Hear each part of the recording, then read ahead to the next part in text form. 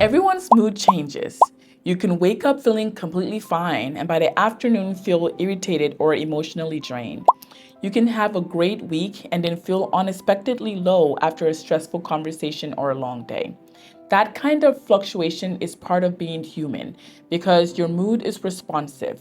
It reacts to your sleep, your stress, your hormones, your environment, and your relationships. Where it starts to feel confusing is when you can't quite tell whether you're experiencing fits within the normal range or whether something more persistent is happening. A lot of people sit with this question quietly. They wonder if they are overreacting or if they're missing something important. If we haven't met, I'm Edie, a psychiatric mental health nurse practitioner, and this is one of the most common conversations I have in my office. People are not looking for a dramatic diagnosis. They're trying to understand what their brain is doing.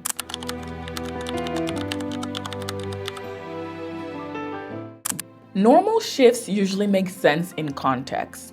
If you haven't slept well, if your hormones are shifting, if work has been overwhelming, if you've had an argument, or if you're navigating a major life transition, your mood will reflect that. There is usually a trigger or at least a cluster of stressors that explain why you feel different. What really matters is flexibility. Even when you feel upset or discouraged, lighter moments can still find their way in.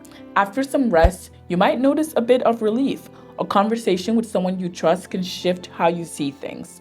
Sometimes you can catch yourself laughing at something unexpected. Emotions move like that. They rise, they reach a peak, and then they slowly settle again. They do not completely take over who you are or your ability to keep going.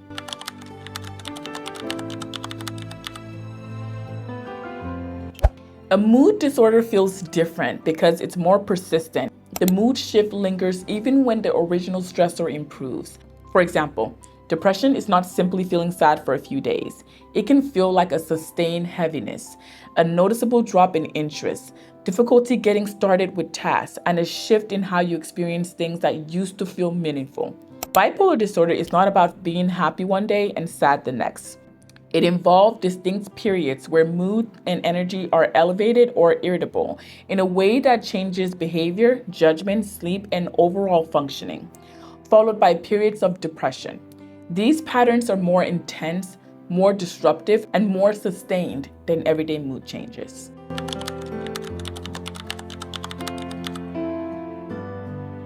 One of the clearest differences is the level of impact on your life. With typical mood swings, you might feel off, but you can still go to work, care for your responsibilities, and maintain relationships. You might not feel your best, yet you're still able to function in a relatively steady way. With a mood disorder, that baseline shifts. Productivity drops in a way that is noticeable. You may withdraw from people or react in ways that are unlike you. Sleep patterns change significantly. Energy levels feel consistently lower or unusually high. The people around you may comment that something feels different. It starts to interfere with how you show up in your own life.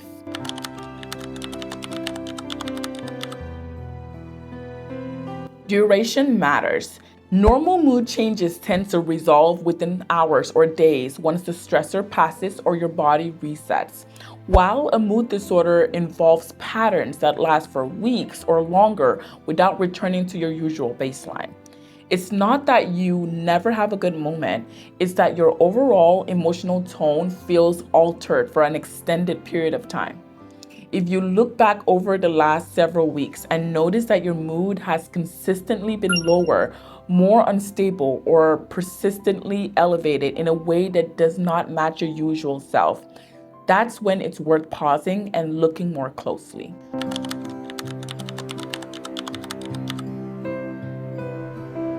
Part of what makes this so confusing is how mental health is discussed publicly. Emotional reactions are sometimes labeled quickly, while significant symptoms are dismissed as personality quirks or stress. That leaves many people questioning their own judgment. Diagnosis isn't about a single emotional spike or one bad week. It's about the patterns that are observed over time, as well as the intensity, duration, and the degree to which your daily functioning is affected. The goal isn't to diagnose normal emotions. It is to recognize when your brain is struggling to regulate mood consistently and might benefit from support.